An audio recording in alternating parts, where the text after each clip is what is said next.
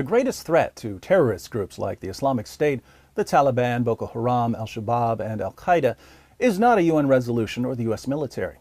The greatest threat to terrorists is an informed population, because only an informed population can undermine the ideology that gives rise to jihad. With this in mind, let's go through 10 facts about the Quran, history's most effective manual for violently subjugating nations and cultures. Fact number 1. The word Quran means recitation. The Quran is something that's supposed to be recited from memory. Muhammad and his companions weren't big on reading, and in Muhammad's time, portions of the Quran were only written down as memory aids. It wasn't until later that some of his followers came up with the idea of putting it all together into book form. So, why would Muslims want to recite the Quran?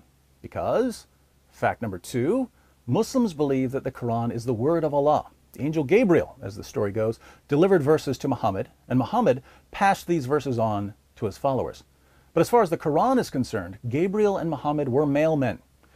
It's the word of Allah, not the words of Gabriel or Muhammad. Why do Muslims believe that the Quran is the word of Allah? Because, fact number 3, Muhammad said so.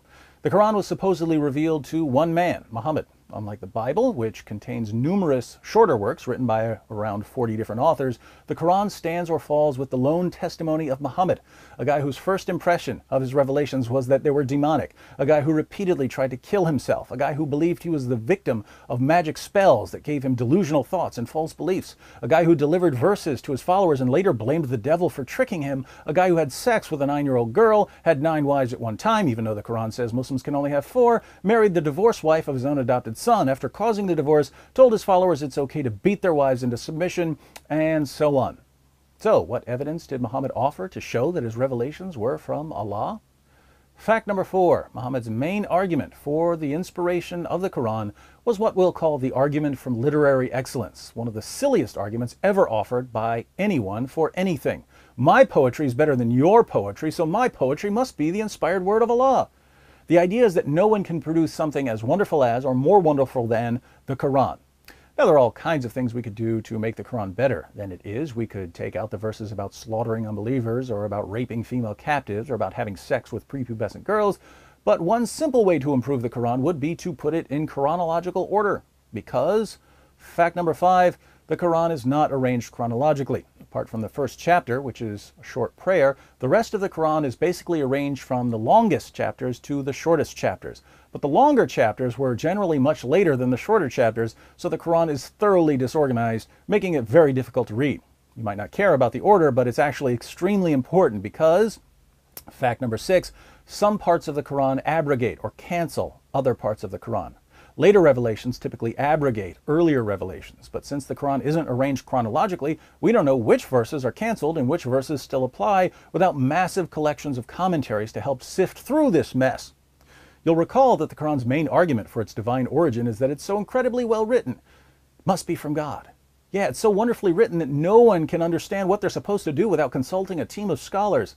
This is my modern take on the Quran. What did Muhammad's contemporaries think of it? Fact number 7. Muhammad's contemporaries were convinced that the Quran was plagiarized from earlier sources. How do we know what they thought about the Quran? We know because the Quran repeatedly tells us that Muhammad's contemporaries accused him of stealing his stories from others. How did Muhammad respond to charges of plagiarism? He declared that, fact number 8, the Quran is a continuation of previous scriptures. The reason so much of the Quran sounded so familiar to the people of Arabia wasn't that Muhammad was plagiarizing earlier sources. Those earlier sources were also the word of Allah. That's why they sounded the same. Of course, Muslims today know that those earlier sources thoroughly contradict the Quran, so they're forced to claim that the earlier sources were corrupted. This is extremely odd because, fact number 9, the Quran was only compiled into a book because much of it was lost. According to Muslim sources, entire chapters of the Quran were forgotten. Large passages came up missing. Verses vanished. This was in spite of the fact that Allah promised, He promised in chapter 15, verse 9, to protect the Quran from corruption.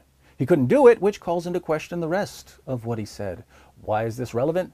Because, fact number 10, the Quran is the highest authority on matters of Sharia, raping captives, beating women into submission, chopping off hands for stealing, grown men marrying little girls. These things come from this book, which most certainly is not the Word of God.